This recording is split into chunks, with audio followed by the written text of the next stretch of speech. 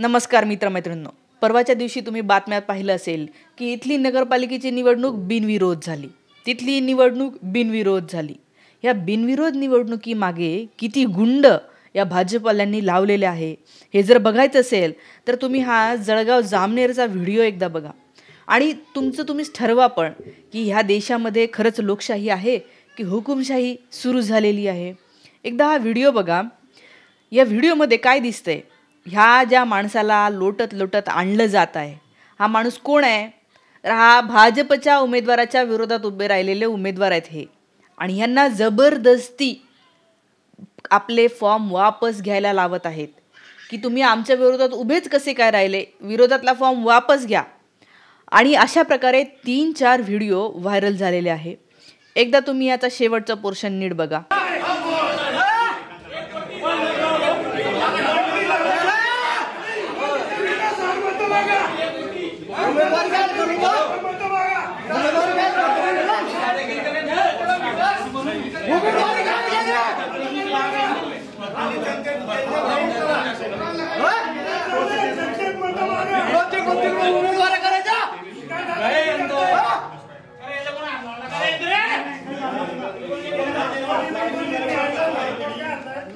बघितलंच तुम्ही, काल फॉर्म वापस घेण्याचा शेवटचा दिवस होता. 3 वाजेपर्यंत तुम्ही भरलेले जे अर्ज असतात निवडणुकीला उभे राहण्यासाठीचे ते वापस घेऊ शकता. हे वापस घेण्यासाठी 3 वाजेपर्यंतची मुदत होती.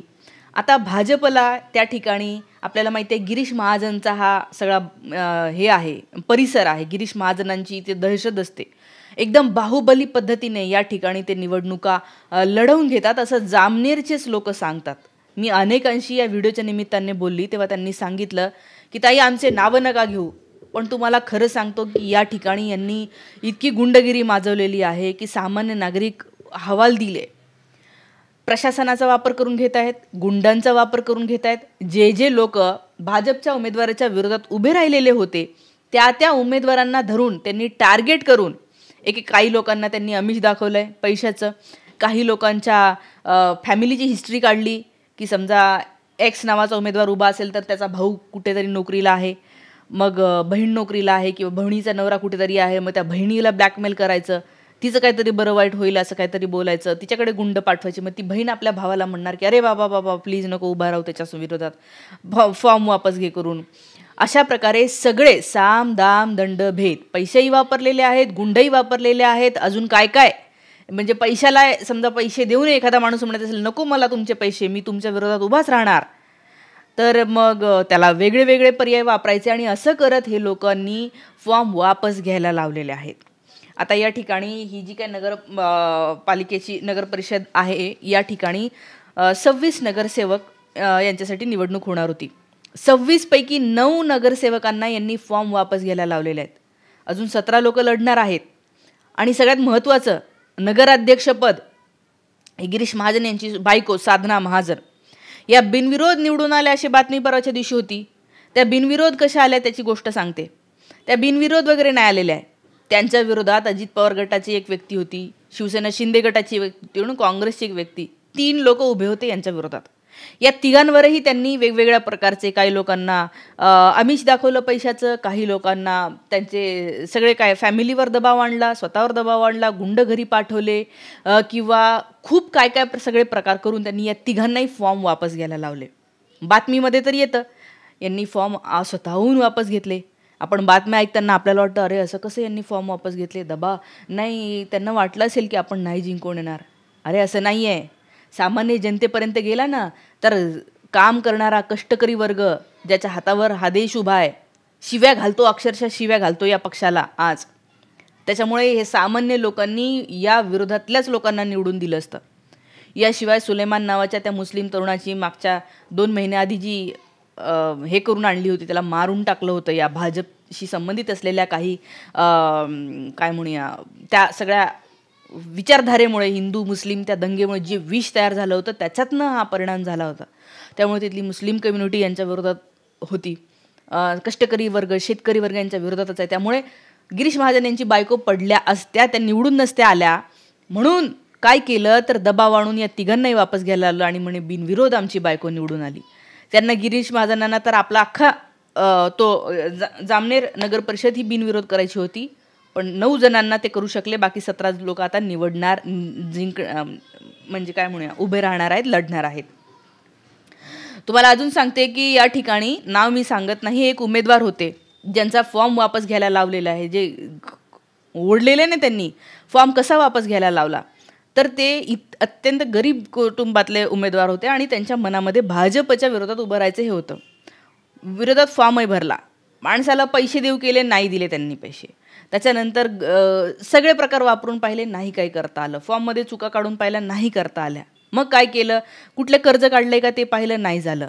मग त्या व्यक्तीचा भाऊ कुठल्या तरी संस्थेवर कामाला आहे, मग त्या भावावर दबाव आणला की तुझी नोकरी जाणार आणि मग तुला आम्ही हे करून टाकू, ते करून टाकू. त्या भावानी मग घरच्यांवर, घरचे मग आई वडील म्हणायला लागले की अरे बाबा, आम्ही तर म्हणजे आम्ही जगू शकणार नाही असं झालं, तर त्याच्यामुळे तू लढू नको निवडणूक.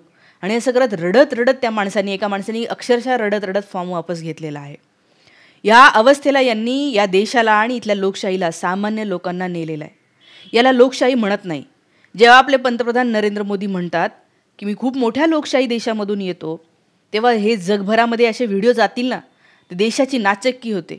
आणि मुख्य म्हणजे तुम्ही काय तिथं स्वतःचे धंदे करायला नाही जात आहे, आमच्या पैशातनं तुमचा पगार जातो आहे. तुमच्या प्रत्येक शेतकऱ्याच्या खिशातनं यांचा पगार जाणार आहे. आणि त्याच्यासोबत हे लोक कसं वागत आहेत. आणि तरीही आता जे लोक असं म्हणत आहेत की हा मॅटर जो आहे तो कोर्टात गेलेला आहे, कारण की गिरीश महाजनच्या पत्नींच्या विरोधामध्ये जे उमेदवार उभे होते त्याच्यातल्या एका उमेदवारांनी कोर्टामध्ये हा विषय नेला आहे. आणि त्याच्यामुळे आता होऊ शकतं की त्यांच्या पत्नीच्या विरोधात कोणीतरी उभं राहील, त्याचा निकाल उद्या लागेल, तेव्हा ते कळेल काय निकाल लागणार आहे. पण अरे हे काय प्रकार आहे, असे 3-4 व्हिडिओ तिथले व्हायरल झालेले आहे. अजून एक सांगायचं म्हणजे काल 3 वाजेपर्यंत वेळ होती फॉर्म वापस घेण्याची. ह्या लोकांनी 3 नंतरही काही लोकांना लोटत लोटत आत नेलेलं आहे की वापस घ्या फॉर्म. आणि तिथलं प्रशासन, जे अधिकारी ज्यांना कळते की 3 वाजले, ते जसं दुसऱ्यांचे फॉर्म घेत नाही ना, 3 वाजले आता फॉर्म भरायची वेळ गेली म्हणून, तसं फॉर्म वापस घ्यायची वेळ गेली असं म्हणू शकले असते. पण नाही, सांगणाऱ्या लोकांनी टाईम नोट केला. 3 वाजताच्या नंतरही तिथल्या प्रशासनाने फॉर्म काही वापस घेतलेले आहेत. याचा अर्थ इथल्या प्रशासनांवर, इथल्या छोट्या छोट्या अधिकाऱ्यांवर, ज्यांचा मे बी स्वतःहून काहीच त्यांची इच्छा नसेल असं करायची, पण काय करता, राजकारण्यांचा दबाव. यांच्या हातामध्ये सत्ता आहे, यांच्या हातामध्ये पैसा आहे, यांच्या हातामध्ये पोलीस आहे, यांच्या सगळी यंत्रणा आहे. आणि हे बरं, तुमच्या हातामध्ये यंत्रणा आहे तर तुम्ही लोकांच्या फायद्याचं काही करताय का? लोकांना थोडी राहत मिळेल, थोडा आनंद वाटेल, थोडं बरं वाटेल? नाही. रोज 1 से 1 अशा बातम्या येतात. आणि वरून गिरीश महाजनांचं स्टेटमेंट आलं. ते म्हणतात आम्ही असं काही दबाव विवाव आणलेला नाही आहे. एखाद्या उमेदवारांनी येऊन सांगावं की आमच्यावर खरंच दबाव आला. अहो, तुम्ही काय प्रकारे उमेदवारांना ब्लॅकमेल केलं ना. उमेदवारांनी सगळ्यांना सांगितलेलं आहे, सगळ्यांना माहिती आहे त्या उमेदवाराची नावं. आता ते नाव मी इथं पण घेऊ शकली असती, पण मी घेणार नाही. कारण मी ते नाव घेतलं तर शक्यता आहे की यांचे कार्यकर्ते जातील त्याच्या घरात. ए बाबा, तुझं त्या चॅनलवर नाव आलेलं आहे, एक काम कर, व्हिडिओ बनव आत्ताच्या आत्ता, माफी माग आणि सांग की मी स्वतःहून फॉर्म वापस घेतला, महाजन साहेबांनी मला काहीच नाही म्हटलं. हे असं होतं, झालंय. मागच्या मी तुम्हाला शेतकऱ्याचा व्हिडिओ दाखवला होता. त्या शेतकऱ्यांनी फडणवीसांना काय शिवाय दिल्या, त्याला माफी मागायला लावली इथल्या लोकांनी. परत त्यांनी बिचाऱ्यांनी दुसरा व्हिडिओ केला माफी मागतो म्हणून. म्हणजे तुम्ही मरायला टेकले तरी काय आम्हाला घेणं देणं नाही, तुम्ही आमची फक्त माफी मागा. आणि आता ते एक नवीन आणलं आहे त्यांनी नियम, आमदार आले का उठून उभं राहायचं, हांजी हांजी करायची. नवीन वर्णव्यवस्था यांनी आणायला सुरुवात केलेली आहे. आणि हे जे काही चित्र होतं, असे व्हिडिओ आम्ही पाकिस्तानचे पाहायचो 2014च्या आधी. पाकिस्तानमध्ये असं काहीतरी गोंधळ होतोय, बांगलादेशमध्ये होतोय, त्या सुदानमध्ये होतोय, असे व्हिडिओ तिथून येत होते. आफ्रिकेमधले व्हिडिओ यायचे असे की तिथं निवडणुका काय धड होत नाही, नुसती मारामारी होते. आज देशाची आपल्या भारतामधून असे व्हिडिओ येताना बघितलं ना, इतकं वाईट वाटतं. मी तुम्हाला खरंच सांगते, मला शब्द नाही आहे. रोज असे व्हिडिओ मला बनवायचे नसतात, पण अशी परिस्थिती यांनी देशावर आणलेली आहे. या सगळ्या गोष्टींबद्दलच्या तुमच्या प्रतिक्रिया मला कमेंट करून नक्की सांगा. आणि हा व्हिडिओ जामनेर या भागामधल्या सगळ्या तुमच्या मित्रमैत्रिणींना पाठवा. आज इथेच थांबते. Thank you so much.